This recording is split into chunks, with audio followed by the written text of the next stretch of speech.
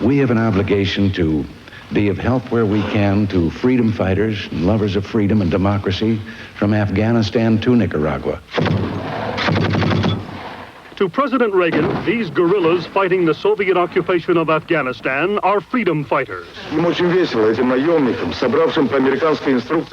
However, on Soviet television, they are American-sponsored terrorists. To President Reagan, the Contras fighting the Cuban-supported Nicaraguan government are freedom fighters. Nicaraguan President Ortega says the Contras' actions against economic and civilian targets make them terrorists.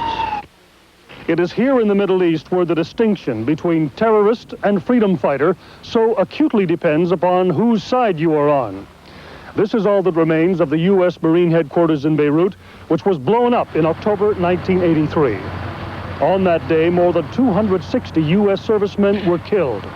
To all Americans, they were victims of a savage, brutal terrorist attack.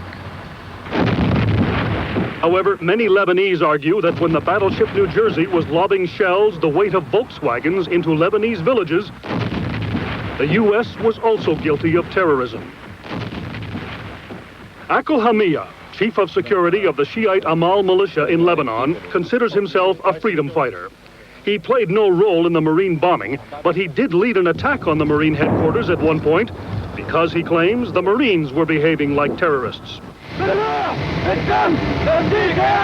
Akil is a hijacker. He has commandeered 6 planes to draw attention to the disappearance of Amal's spiritual leader, Musa Sadr, who was apparently kidnapped by Libya. In that time, it was a fantastic and very good thing for us because we took our problem from our streets, from our homes to the world. However, in the TWA hijacking in Beirut this past summer, Akil played a very different role. He is widely credited with helping to save the passengers. If we didn't interfere in that time, believe me, all of them, they were killed. Akil says he helped the TWA passengers because his religion demands that he protect the weak. His religion is the Islam taught by Iran's Ayatollah Khomeini. Akil has met with Khomeini and has trained with Iran's Revolutionary Guards.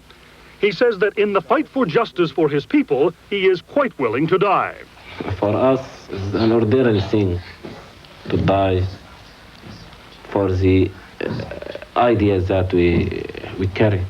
None of the hijackings by Akil involved civilian casualties, but they might have. And the U.S. government has a definition which separates guerrillas or freedom fighters from terrorists. The primary target of the guerrillas are not innocent civilians. When they shift into that sort of pattern, at that point, we term it a terrorist organization. But Mr. Oakley concedes that in any war, civilians do get killed. So political sympathies remain a critical factor in defining terrorism. For Lebanese Shiites, Akil is a hero. So what does he tell his young people? Before I became a fighter, I am a leader in Boy Scout.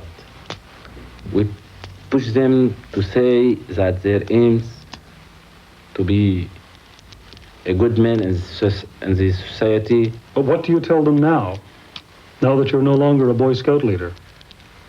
The same thing, that the future must be for peace. So maybe your son will not have to be a fighter? I hope. It is precisely because one man's terrorist often is another man's freedom fighter that international attempts to curb terrorism have substantially failed. Retaliation may provide some temporary satisfaction, but it usually results in an escalation of the violence. History suggests that terrorism is ended when the political and social conditions which produce terrorists are somehow changed. Barrie Dunsmore, ABC News, Beirut.